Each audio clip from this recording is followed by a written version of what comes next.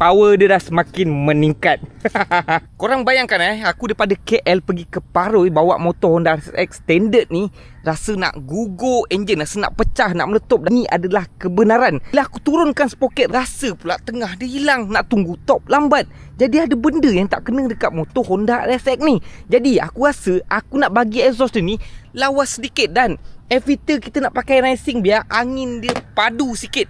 Dekat sini ada back pressure Umar Racing yang V3 punya model untuk RSX punya. Okay, Umar dah claim dah yang barang ni adalah PNP untuk motor standard. Bermakna tak perlu pening-pening dah, korang pasang terus je kat motor. Exhaust dia datang slip on, nampak?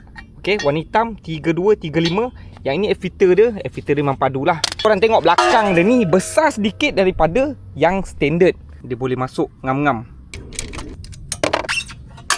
Pasang sensor lama, masuk dekat exhaust baru. Yang ini bunyi standard.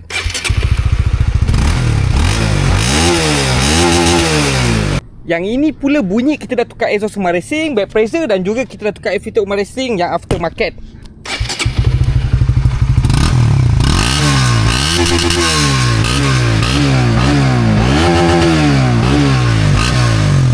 Bunyi memang sedap, geng. Untuk yang nak main standard modi tu sangat sesuai. Aku dah try bawa tadi, aku try memotong. Sangat-sangat berbeza dengan motor yang standard. Tukar exhaust, tukar air filter je, korang dah dapat rasa kelainan.